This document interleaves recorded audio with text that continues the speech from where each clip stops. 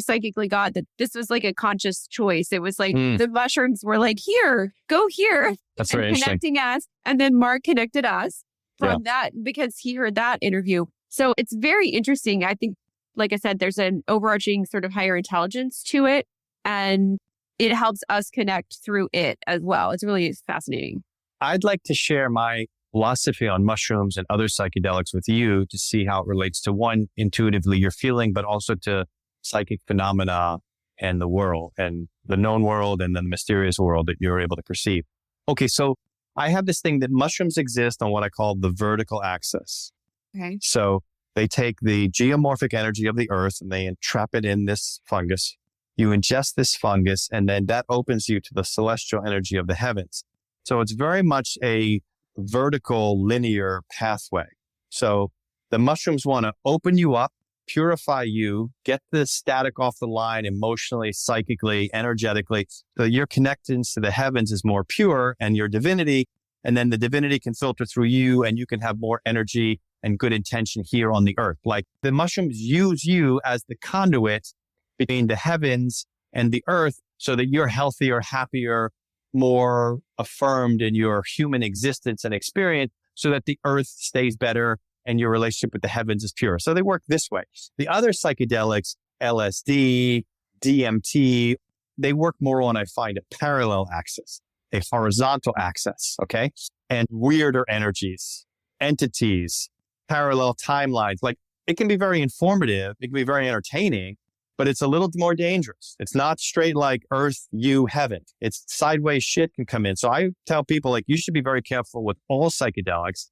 You should be very careful with all kind of paranormal experience when you're inviting it in, but particularly with the non-mushroom psychedelics, you're on this kind of more horizontal plane and sideways shit can jump in. Yeah. Before you even gave that specific analogy, I was literally seeing it as this up and down vertical line. And then, yes, a lot of psychedelics literally open you to parallel universes or doorways. And I'll be honest, a lot of the stuff that comes in through hallucinogens, I'm like, it's not something I necessarily want to mess around with. I think it is important to be cautious and also to tune into what you are feeling intuitively and spiritually. I believe everyone has intuition. And I think everyone is actually psychic on a range, right? It's just some people have stronger abilities than others, and some people have developed them more than others. But I do feel that certain substances and these types of mushrooms being one of them can help you expand your consciousness versus just there's some parallel universes or extra dimensions or whatever where it's like a weird psychedelic playground, but that's not necessarily going to make me feel closer to God, the universe, my higher self, my purpose. It can be a wild ride, but so just to pay attention to what feels right for you. And also there's certain people where they already have that predisposition to connect with some of those different worlds. And some of them are not helpful, right? So if you have a certain medical illness, you might want to, especially things diagnosed in psychology or psychiatry, you probably want to do a bit more research. Yes, set and setting, as it's referred to.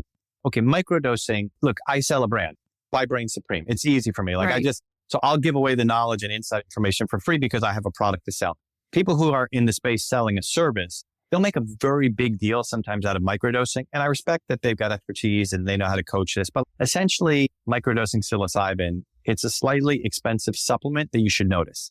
It's like you take really super high quality vitamin C that costs $90 a bottle. And as opposed to thinking, I think it worked, I hope it works, everybody else got sick, I didn't get sick, you're now going to take your vitamin C and be like, oh my God, that vitamin C literally made me 15% better. Like my memory, my recall, my emotions. That's what a microdose is. It's a slightly expensive supplement that you're going to notice. Best case scenario, realistic case scenario. At the macro dosing level, at the recreational and the therapeutic dosing level, like it's a bit of a different ballgame. And like who you're doing it with, the environment you're doing it with, like those things really matter. Because if you're tripping mushrooms with somebody who's not in a good psychological space, like they might have some stuff going on in their lives, or they might have an entity. They might have a being. They might have a parasitic frequency. You don't want to be in an acid or DMT kind of space with somebody where that entity could be like, oh, there's another body. Let me go jump into that body and check that body out. Maybe there's something I can get off that. And like when you start to realize that there are parasitic frequencies. Absolutely. It's just like the energetic spiritual realm. It mirrors the physical realm, or the other way is probably more accurate. But yeah, just like there's physical parasite, that's what I call entities, is parasitic beings. They're like not there to help you. And there are symbiotic situations, but there's a lot of what I would call darker entities that are parasitic in nature, and they are not there to help you. They are not your friend. I would not encourage people to actively try to connect with those, because it's only going to lead to pain and suffering. Yes. So when you're using mushrooms and other psychedelics in a recreational or a therapeutic environment, like who's administering them? What was the energy that these products were grown under or manufactured under? Who am I sharing the space with? Is the space purified? Do I intuitively feel good about the space? Like, you want to tune into all that and really pay attention to set and setting, because you can potentially have an awesome opportunity to heal, cleanse, insight growth, ancestral healings, genetic and DNA healings. Like, amazing things can happen. But if you're not mindful about it, or if you trust your intuition, I know people who have taken a year to get over a psychedelic journey that they had because they felt pressure to do it. And like, some lady in Mexico drove up in a disheveled car and she had ratty hair and something seemed wrong, and they ignored it. And like, for the next 9 months, they're having fucking bad dreams and terrors and all this shit going on. Trust yourself. These are powerful medicines that are not to be trifled with. Trust yourself and pay attention to the energy. So I'm glad you brought up that example. And in actually my first experience with mushrooms was not great. I did newbie mistakes, didn't feel it, ate a bunch more. It was way too much, while to kick in. And then, the people that I was with, it was just not, guy I was dating at the time and his friends. And we were so paranoid. Like, it was not a protected, nice energy. Right. So that's very important that you brought this up. And don't ever do something just because you feel pressured, and really follow the energy and how you feel intuitively. And if it's a no, it's a no. It's totally okay to say no, and only do it if it feels like it's a yes for you. Yeah. I'm a big believer. If it's not a hell yeah, it's probably a no. Okay. There's egoic fear. So like, if you're going to go do ayahuasca with a qualified shaman, or you're going to have a plant medicine ceremony, like, your ego knows, oh shit, like, I'm going to lose a little bit of control. Or your entities that are in you, like, they know, and they're going to start to put up resistance and blockages. But your intuition is going to know, okay, I'm fearful right now because I'm about to enter the realm of the divine and God, but I know I need to do it. Versus this intuitive sense, like, something seems off here. This isn't me being a wimp. This isn't me looking for an excuse.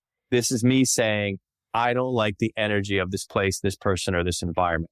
And that's different than this resistance that ego death is going to, or ego diminishment is going to cause you. So you just gotta, you get what I'm saying? Kind of got to sit with it too. And I think, like, even probably people go, like, when probably people are scheduling an appointment with you, like, they know, their ego knows, I'm meeting with something that's going to channel something that's a little more higher, a little more powerful. Yeah. And maybe it's going to force the grasp that I have on this person to loosen or even disintegrate. And so, like, they're going to get caught in traffic. They're almost going to get in a car accident. So there's all these delays and things that are going to happen. What's the line from the Quran? Like, you think you shall pass through the gates of heaven without suffering the fires of those who have come before? There's going to be resistance, but your higher self is going to know, I got to push through this resistance, because through it, I'm going to be rebirthed and a renewal, versus a real intuitive feeling of not the right place, not the right time, not the right people.